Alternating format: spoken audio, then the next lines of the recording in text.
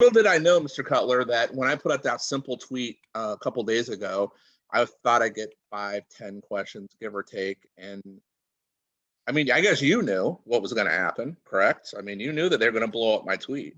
I didn't know. No, there's no way of knowing. You never know what's going to happen. But folks, Billie's got fans, man.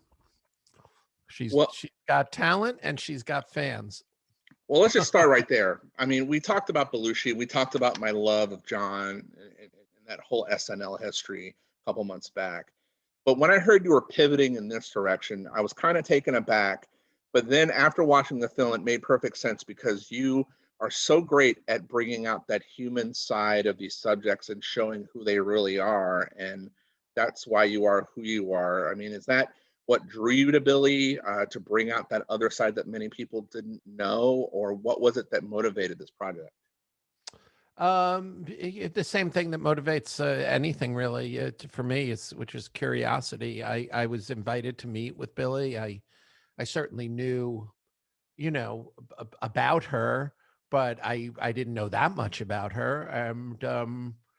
And I went over to her house and met with her and her brother and her mom and her dad, and there were other people around, and it was the usual kind of flurry of activity and the house was bursting at the seams with clothing racks and sneaker boxes and gifts to Billie, and and packed suitcases and that were half unpacked, and it was the whole swirl of activity, and I really enjoyed talking to her, and it only made me more curious about who she was and how she works and where it all comes from and what she was like. And I love telling stories about coming of age. It's a rich landscape for storytelling, and I've enjoyed it throughout my career. Did they approach you or did you approach them? How did that work? Yeah, they approached me. I don't know much more about why they approached me than that, to be honest. Okay. I like to say, if someone invites you to the party, the last thing you're going to do is ask them why. I just like to, go and grab a handful of cashews. What was the biggest surprise during this process to you as a filmmaker, as you went through the process of documenting Billie's rise and her day to day? I'm not really sure that I experienced it as surprise, because my whole approach is to kind of be in the moment as much as possible and to go from moment to moment. So I'm not really expecting anything, and if you're not really expecting anything, you're not really surprised. Well, I think, to the extent that this answers your question, what was unusual about this experience for me, even given the amazing places I've had the privilege of filming, was that how much Billie's life was changing on a day-to-day basis.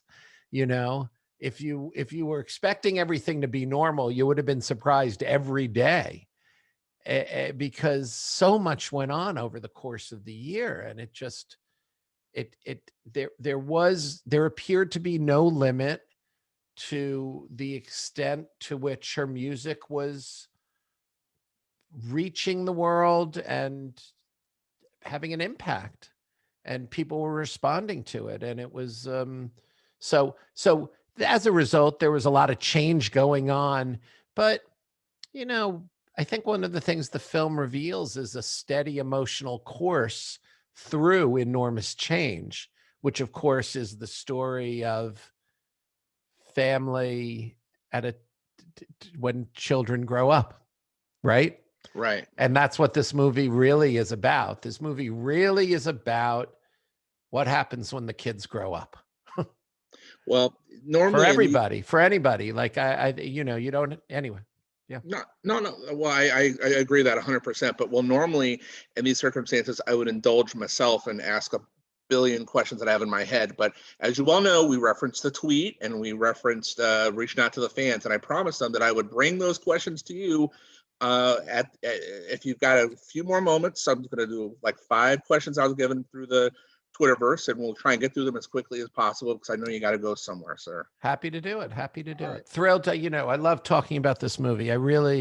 This film has been a deeply satisfying experience. The filming of it, the editing of it, the finishing of it, sharing it with the world. We're just, I'm really happy to have been a part of it. Well, let's speak to that because that is one of the questions. Was there a part of the documentary that they told you you couldn't put in? Say a moment you filmed that they just didn't want for everybody to see? No, one of the very first things I discussed with Billie and with everybody in her kind of world was that if we were going to do this together, I had to have final cut. That's that's a thing that, you know, it's as much for the subject as it is for the filmmaker.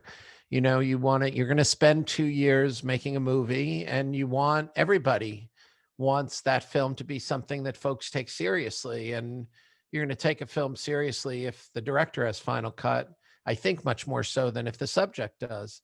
And they got it, and they supported it, and they were true to it throughout the process.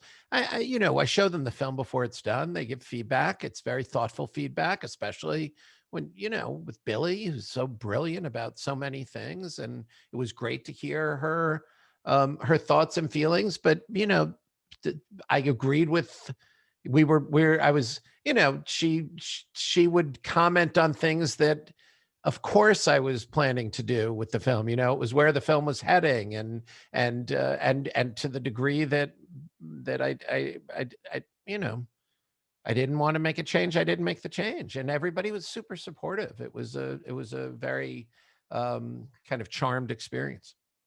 Well, the question I got the most out of the millions of tweets I got was, is there a song or an attempt at constructing a song that's new or something we've never heard as fans that they will see in the documentary? Oh, yes.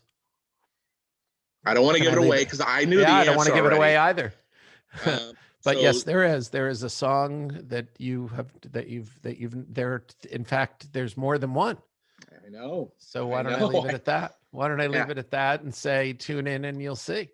Yeah, that's me, shooting you the alley-oop and let you slam it home because we're a team on this one. You see Phineas and Billie writing the album, and in that process, there's material that didn't end up on the album, and you see them writing material that perhaps you'll see on a later album.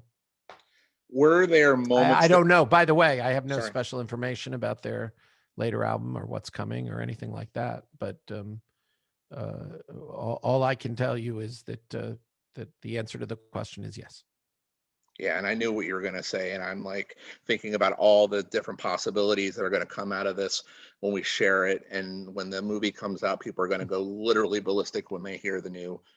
And we'll just stop right there. Let's go to the last question here because we're running out of time.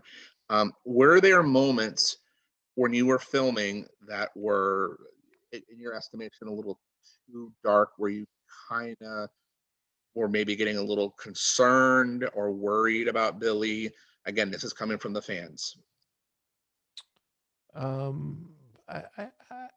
no. I'd agree with that too. I can't recall a specific instance that would lead me to say yes to that question. No, I would agree with that too. I think you captured her beautifully. Now, for the fans out there, and we'll wrap on this, and thank you so much for your time. I really do appreciate it, Mr. Cutler. What do you hope the fans of the Billieverse take from this experience? You put 2 years into it. Billie's obviously heavily involved in it. What do you think? What do you want the fans to take? I just want the fans to have a good time at the movies. That is my only ambition. I hope we made a movie that entertains them and engages them and surprises them and delights them, and gives them cause to really engage in a new way with someone they love. But also for all moviegoers, even people who are not familiar with Billie at all, I hope they just have a good time at the movies.